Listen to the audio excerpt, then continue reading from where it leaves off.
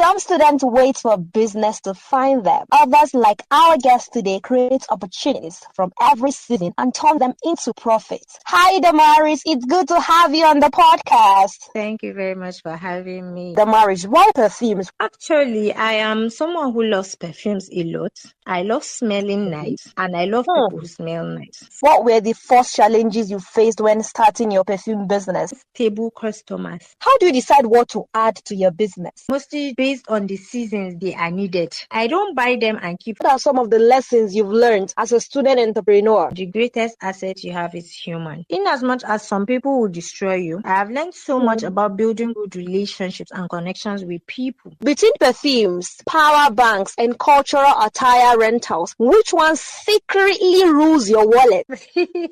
I would say Campus Hustlers with Fatima, Zakariyya. Some students wait for business to find them. Others, like our guest today, create opportunities from every season and turn them into profits. Hi, welcome to yet another interesting episode of Campus Hustlers, your weekly dose of entrepreneurial spirit unfiltered. I'm your host, Fatima Zakariyya. I am an entrepreneur, a corporate event anchor, a voiceover artist, and of course, I am a podcaster. Joining me on today's episode of Campus Hustlers is Damaris Gimbiya Madaki, a passionate 400-level student of Ahmadu Bello University, Zakariyya, whose entrepreneurial journey has been nothing short of inspiring. Although she is best known for her thriving perfume business, Damaris embodies the true spirit of a studentpreneur, smart, versatile, and unafraid to explore opportunities that bring value and profit. From selling power banks and mini fans to renting cultural attires during school cultural days, she has built a reputation for being that student who always has something useful to offer. Her love for business began in 2023, and despite the challenges of balancing academics with entrepreneurship, she has remained consistent, grateful, and determined. Damaris' story reflects resilience, creativity, and the reality of building a business as a student. Whether the conversation centers on the perfume business or any other aspect of her entrepreneurial journey, her experiences promise to deliver insight, honesty, and inspiration to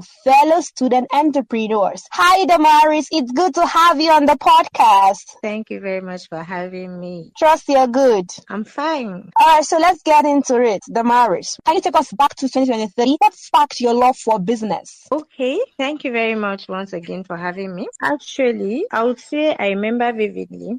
I started my businesses since when I was in primary school. Then I would sell what we call in the north things like aya, like jolly juice, and all these small shops like that. So when I started university officially, I needed something to sustain me because I am not the type of child that would just want to go to my parents for everything. So like in summary, I would say what sparked my love for business was my love to be able to be independent and ease stress from my parents because I am not the only child. So I would say that's it. Interesting. I love this. So now tell us, Damaris, why perfumes? Actually, I am someone who loves perfumes a lot. I love smelling nice and I love people who smell nice. So during my first year in school, one of my close friends, she started the perfume business actually. So I was assisting her to sell. I will collect a pack and sell it in a day. So I sat and thought, I was like, why not just get it from her? Then maybe you add small money on top for her. Then you also be reselling. So that was what attracted me initially to perfume business. Over time, she even stopped selling, but I never gave up. I kept pushing, and yes, here we are today. Wow. All right, so Damaris, tell us, what were the first challenges you faced when starting your perfume business? Okay, yes.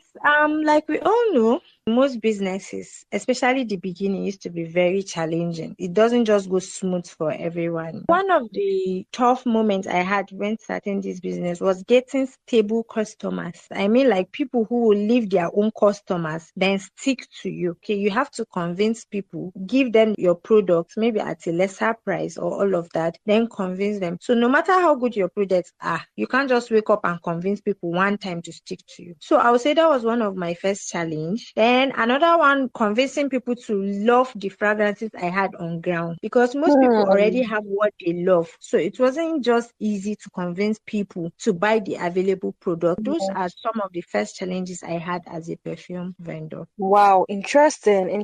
And I'm sure that you have actually overcome that already, correct? Yes.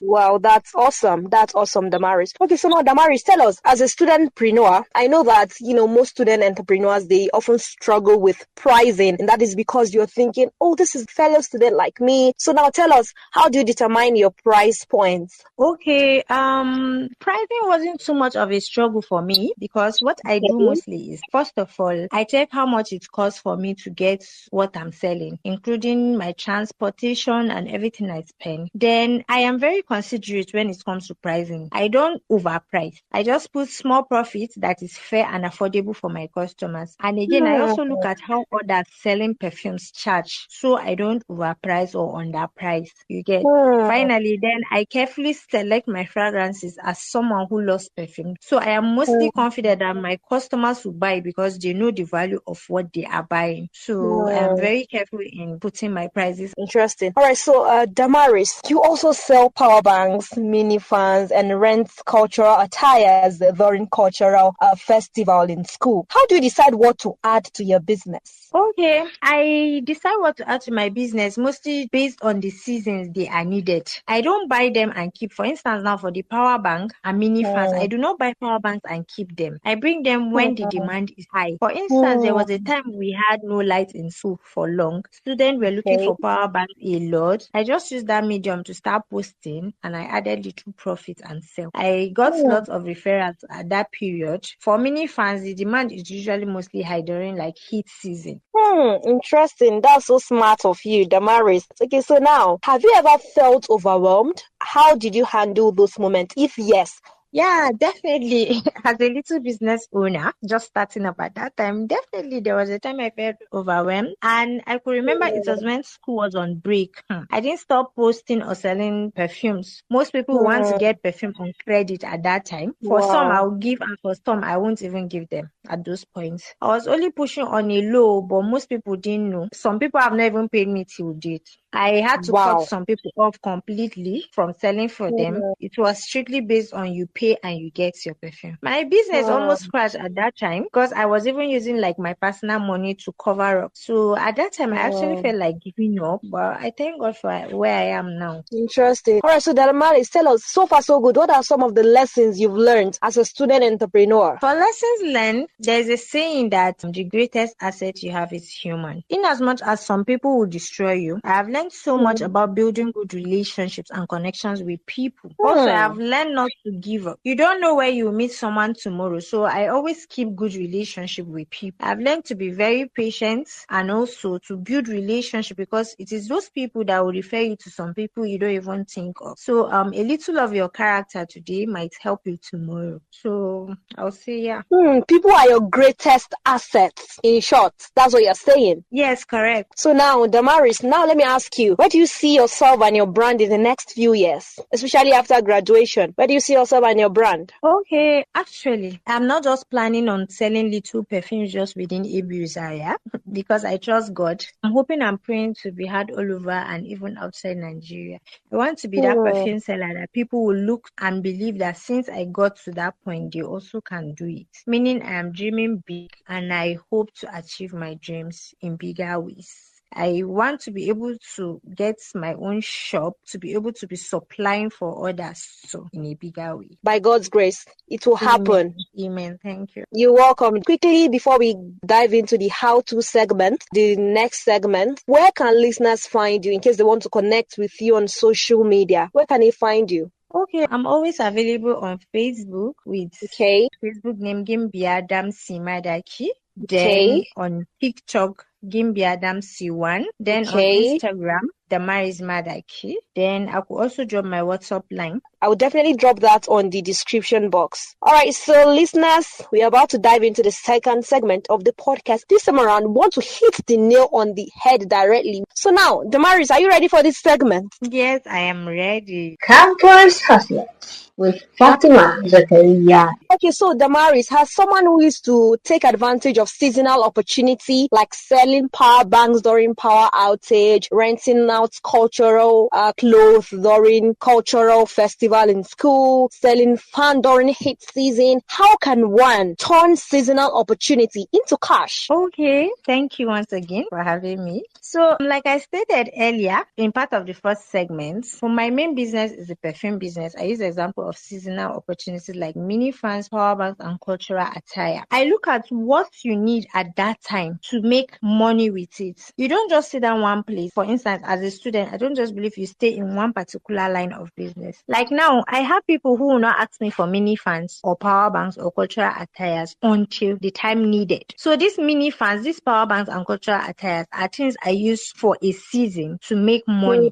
For instance, now the cultural attires, the most seasons needed are during cultural days in school, of which you see different tribes looking for different cultural attires. In fact, there are times that I don't even have those attires on ground, but I go steps ahead to look for them just to plan ahead to get those seasonal money. So I would say using things that you know are needed. There are times that I even post veils, like JC veils, when I know that it is highly needed.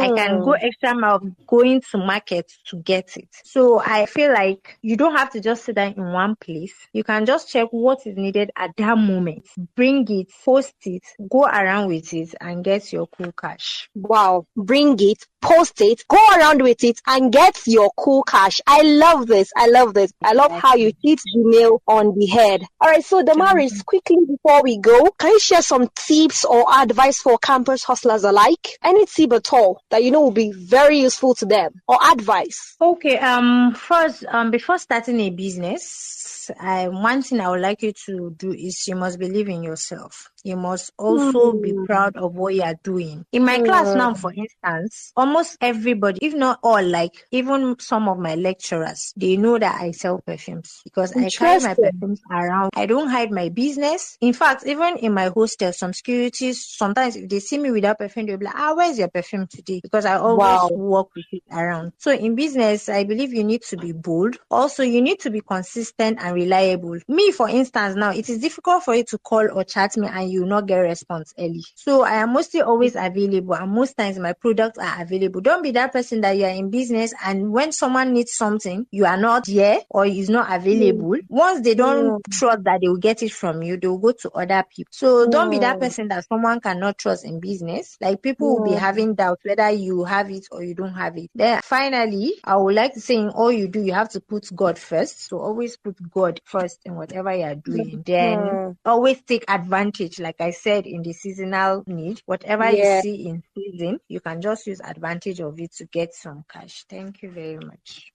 Thank you so much, Damaris. It has really been an amazing time with you, Damaris. All right, so Damaris, quickly before we go, I have just one question for you. For you. All right, ma'am. All right, so Damaris, between perfumes, power banks, and cultural attire rentals, which one secretly rules your wallet? I would say perfumes. Okay, so it's perfumes. Yeah. I thought as much, but I was thinking maybe you mentioned something else and tell me that, during the season of so thing, it used to give me more than perfume does. I'm actually happy that your mainstream of income is actually the one ruling your wallet. Yes. Thank you. Like I said, Damaris, it has really been an amazing time with you. Thank you so much for coming on my podcast. You're welcome, Fatima. All right, hustlers, that's all we have for you today. I hope this episode ignites your entrepreneurial fire. Rate and review this podcast using the hashtag Campus Hustlers on all social media platforms. If you're yet to subscribe, hit the subscribe button now. Until next week, stay hungry, stay focused, and keep hustling. Bye-bye. Campus Hustlers with Fatima, Zakariyya.